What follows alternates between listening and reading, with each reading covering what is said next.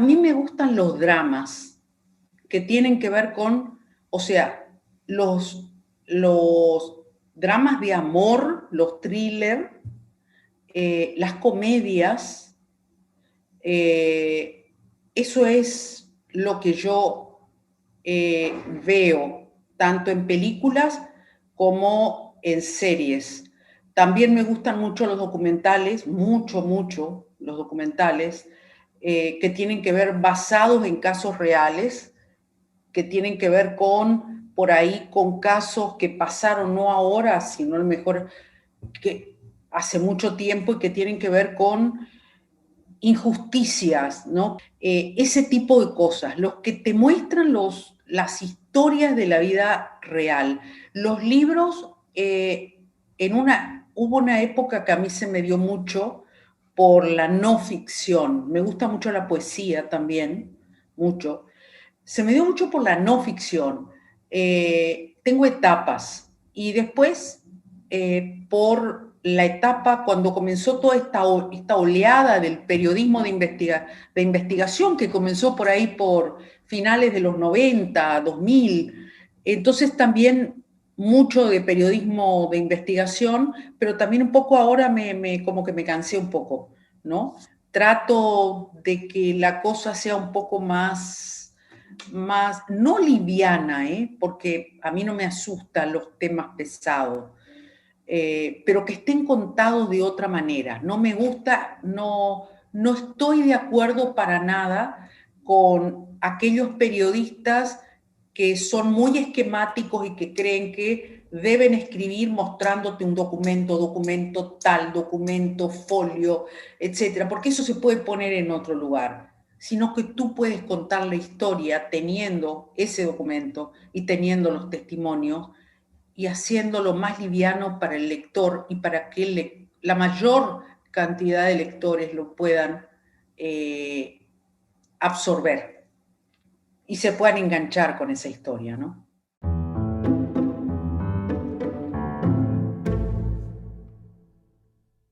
Ah, no, creo que en ninguna, porque mi vida es una locura, mirá. Mi vida desde que yo era chica es una locura. Si yo contara alguna vez mi vida, que no ha faltado quien me ha dicho, tenés que escribir una biografía tuya, es muy difícil de contarla, porque toda mi vida ha sido, desde que era chiquita, ha sido la historia prácticamente de una sobreviviente crónica, ¿no? Digo yo digo que soy una sobreviviente crónica, siempre destinada a superar las cosas difíciles desde que era una niñita. Es decir, contar mi historia, algo que pueda tener algo que refleje, que yo me sienta identificada en un libro, en una película, una serie o algo, es medio difícil porque hay un montón de trazos, o sea, mis padres, eh, mi vida desde chiquita, la dictadura, la militancia, después ser corresponsal de guerra, irme a las guerras, escribir libros complicados, libros difíciles, duros, donde tocas rincones oscuros del poder que no les gusta el poder, que estés metida ahí husmeando y te persiguen y te demandan. Es como muy difícil criar tres hijos al mismo tiempo.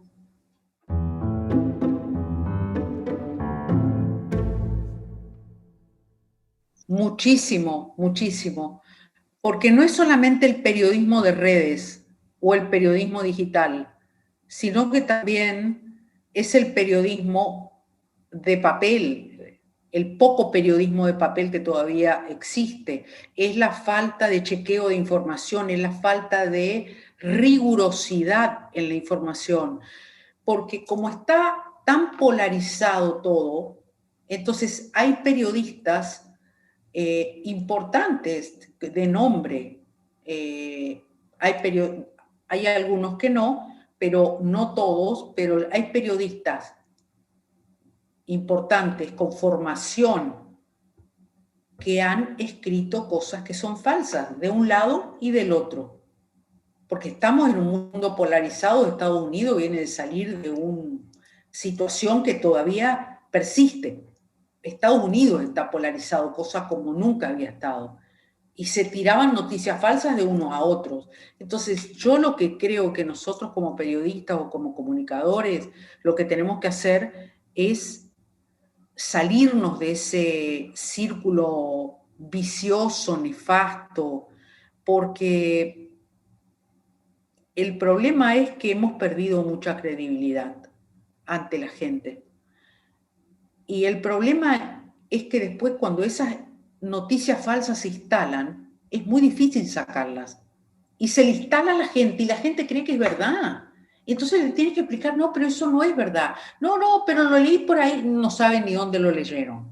O lo dijeron en la televisión, o lo leí en el Twitter, o lo vi en el Facebook, pero no es verdad. No es verdad. Es el gran problema que vivimos hoy con la democratización de la comunicación.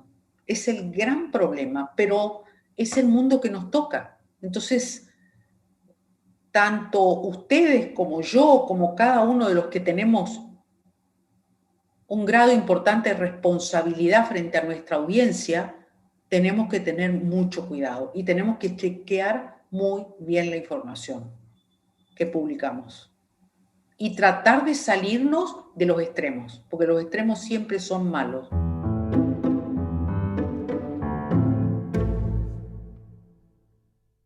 Mira, yo creo que son ambas cosas. Yo creo que son ambas cosas, pero fundamentalmente, digamos, ¿de qué se nutre un escritor? De lo que sucede a su alrededor, de lo que sucede en su aldea, por llamarlo pueblo, lo que sucede a veces ni siquiera en su aldea, lo que sucede dentro de su casa. Si vamos al caso de las hermanas Brontë, ¿no? O esa literatura de esa época, ¿no? Yo creo que es eso, ¿no? Donde reflejan de alguna manera lo que sucedía en la sociedad de ese tiempo. Por lo tanto, yo creo que hay mucho de lo que sucede a tu alrededor, muchísimo, más que lo que puedas inventar, salvo que fueras un escritor que te dediques a lo fantástico, ¿no? Que lo hay y muy buenos.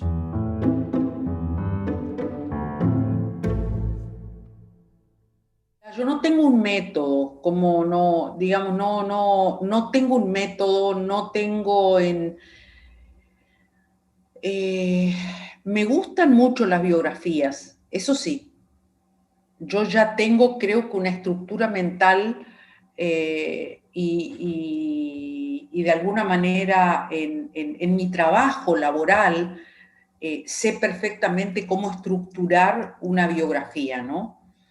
Me gusta mucho adentrarme, meterme en la vida de los personajes, no importa que sean poderosos o que sean personajes que hayan pasado por la historia de algún país y hayan quedado olvidados, que también hay muchos que dan vueltas y que de alguna manera hicieron cosas y quedaron en el olvido, pero no tengo un método.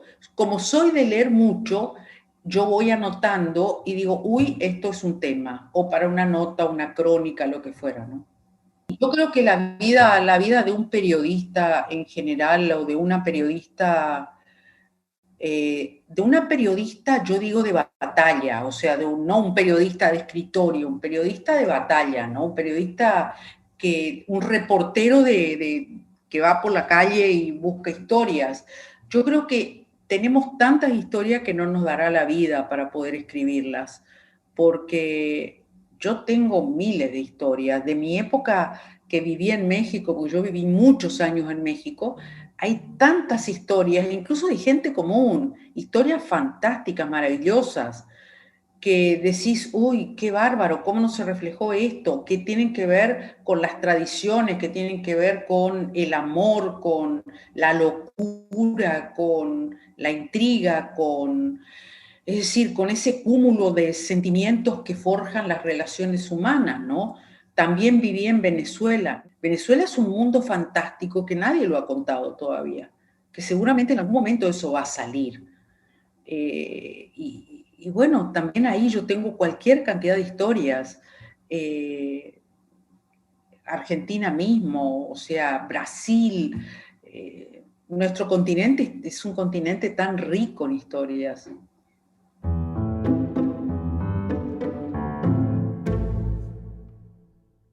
Digamos, hay mujeres, o sea, a mí hay un tema que siempre me gustó y siempre me quedó en el pendiente, digamos, para escribir. Primero, a mí me gusta mucho el pasado, a mí me gusta volver para atrás, porque yo considero que el que no mira para atrás, el que carece de memoria, no puede avanzar. No puedes avanzar. Entonces tenés que volver para atrás y ver qué pasó. A mí me gusta mucho todo lo que pasó durante la Guerra Cristera. Me interesa mucho qué fue de las mujeres que participaron en la Revolución Mexicana. Mucho, mucho. El problema es que la mayoría de ellas está muerta, están muertas, se han muerto. Muy pocas han dejado testimonio de lo que habían vivido junto a Villa, junto a Zapata. Es decir, se habla de ellos, pero no se habla de ellas. Y son historias, y murieron en el olvido, murieron absolutamente en el olvido.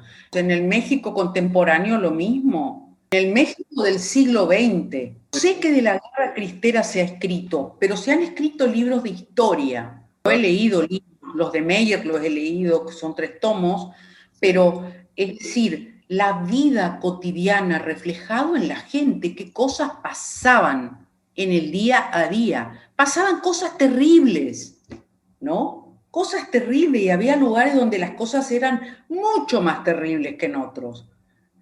O sea, México es riquísimo en eso, en esas historias que aún no se han contado, Sí, de claro. mujeres y de hombres, ¿no?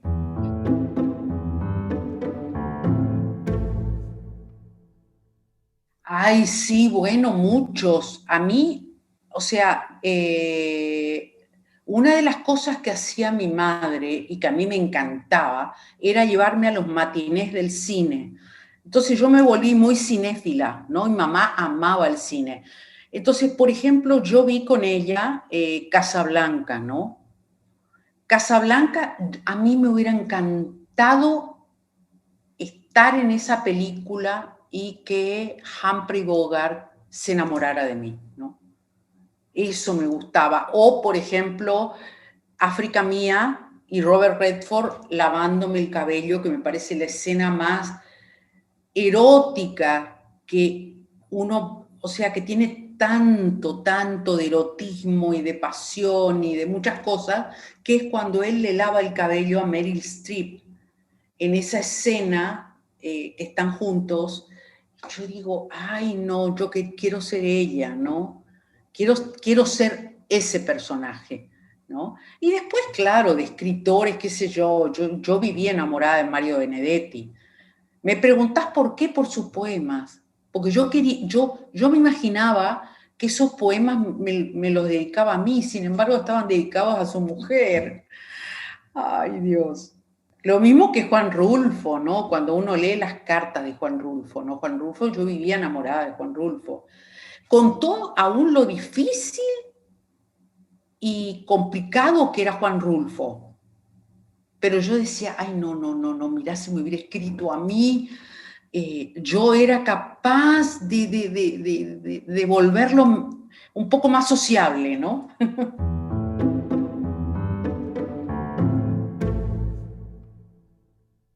No soy una gran conocedora de la literatura actual. Seguramente deben haber escritoras y escritores jóvenes que no los pude leer, no los he leído, por falta de tiempo, por mil cosas. Sí, me gusta mucho a mí la literatura, incluso la anterior a los 60, 70, Los 60 y 70 fueron, y eso se refleja en la literatura, fueron décadas, 2 décadas, de grandes transformaciones en todos los aspectos, sobre todo los 60, más que los 70. En lo político, en lo ideológico, cambios sociales. Fue una época muy disruptiva, ¿no? En todos los aspectos, donde además hubo muchas cosas, revoluciones, la guerra de Vietnam, la mujer que se liberó, la pastilla anticonceptiva, es decir, hubo, wow, muchísimas cosas. Uno puede hacer, y eso se reflejó en la literatura, el boom latinoamericano de la literatura. Las grandes feministas tuvieron un gran papel en la lucha por los derechos civiles en Estados Unidos, que ya venía de antes, y el boom latinoamericano que realmente surgió en esos años y fue muy fuerte. Yo me gusta mucho la literatura de esa época.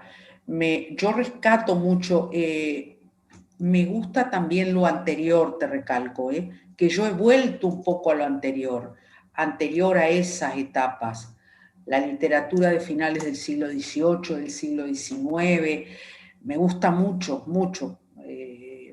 Jane Austen, las hermanas Brontë, que fueron de mi infancia, eh, eh, ¿cómo es este gran Edgar Allan Poe? Que es para mí lo máximo, máximo, máximo, que lo he leído 10, 20 veces, ¿no? Es un libro de cabecera para mí, Edgar Allan Poe, lo amo, y me inspiro mucho en él. Me gusta mucho esa cosa que tenía, ¿no? Oscura, lo mismo que este gran escritor que también tenía mucho de Edgar Allan Poe, que también es anterior, Horacio Quiroga, que si no lo leíste, te lo súper recomiendo. Cuentos de amor, de locura y de muerte es para leerlo 1000 veces. 1000 veces que leas Cuentos de amor, de locura y de muerte de Horacio Quiroga, el uruguayo que vivió en Argentina, muy loco él, pero muy talentoso, te impresiona de la misma manera que si lo leíste la primera vez. Cuentos de la selva, pero también tenés toda esa literatura a la que se le llamó el boom latinoamericano que nace en esa época, ¿no? Que tenés a, bueno, Gabo, tenés Guillermo Cabrera Infante, el mismo Vargas Llosa, antes de su vuelque para la ultraderecha, porque yo creo que hoy es de la ultraderecha, no concuerdo en nada con él, pero que escribe maravillosamente bien. Eso sé diferenciar, no importa, porque yo leo un libro de Vargas Llosa y realmente es una maravilla. En cambio, si vos, y de libros españoles, si me preguntás, Almudena Grandes me fascina. Almudena para mí es lo máximo. Almudena, yo la leí desde su primer libro y toda esa revisión que hace de la Guerra Civil Española me parece fantástica. Pero bueno,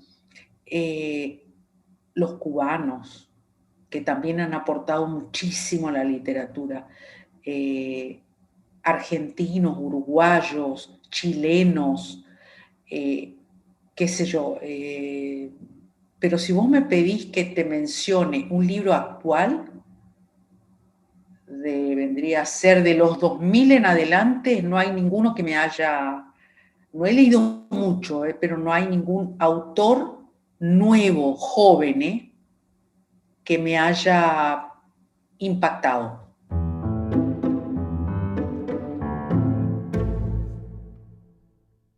Es que en esa época también los escritores eran mucho menos marketineros, eran más libres, eran más bohemios. La mayoría de ellos no vivían de sus libros, eran pobres, les faltaba el dinero, Es decir, vivían a veces en la pobreza porque tenían que vender sus casas y demás, y no eran tanto los adelantos que recibían. Yo cuando le hice una entrevista a Mario Benedetti antes de morir, allá por el año 2007, él se pagó las primeras ediciones de sus dos primeros libros. Y encima me dice, no gané nada. Y me gasté toda la plata en las ediciones, ¿no? ¿Quién hubiera dicho que después tendría todo lo que tendría? Sin embargo, cuando yo lo visité en Uruguay, en Montevideo, vivía con su hermano en un departamento pequeño, chiquito, muy austero, ¿no? Era otra etapa, otra, que tenían otra mentalidad, ¿no? Quizás.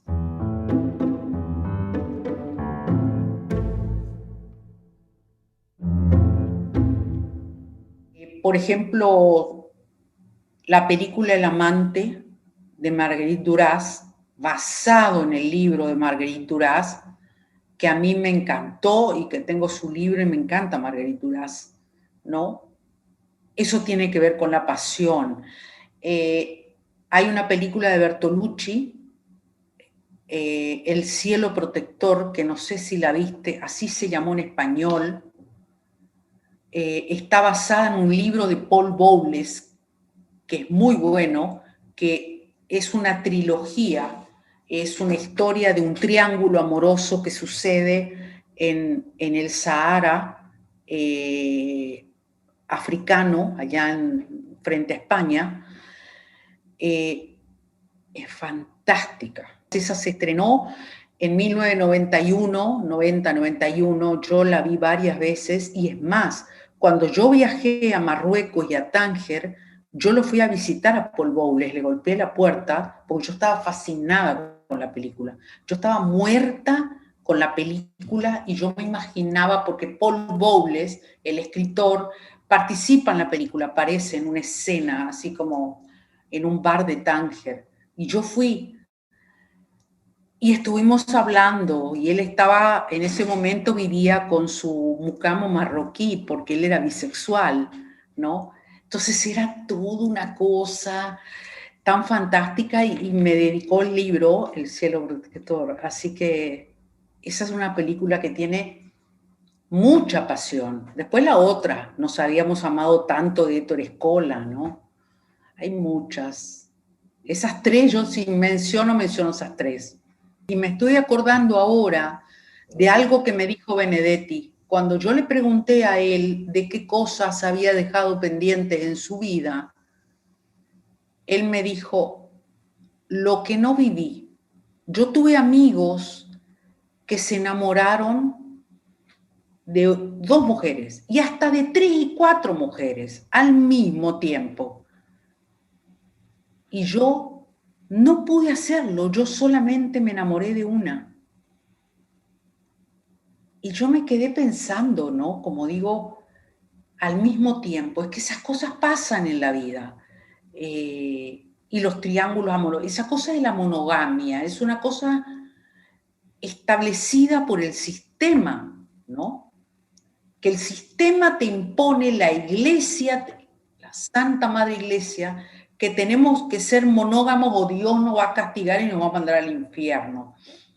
El alma humana, el ser humano es un océano de contradicciones y de sentimientos que bueno, que hay que pasarlos y hay que vivirlos, ¿no? Ariel Dorfman, el gran escritor chileno, escribió sus mejores libros desde el exilio en Estados Unidos. Eh, bueno, el mismo Benedetti,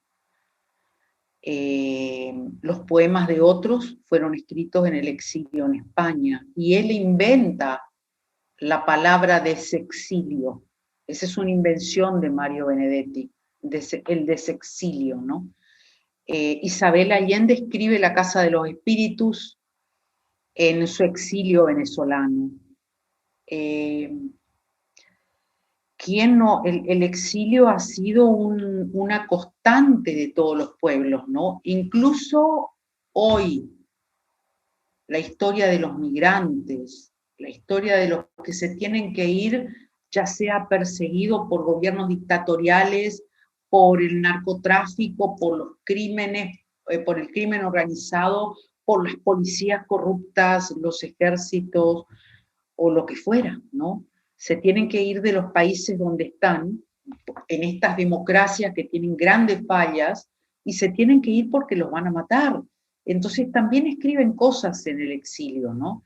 Yo no recuerdo ahora alguna película, pero si tengo que recordar o reivindicar a alguien es a Reinaldo Arenas, antes de que anochezca, ese gran libro de Reinaldo Arenas, que él era homosexual y él se tiene que ir de Cuba porque se perseguía a los homosexuales, y esto también hay que decirlo.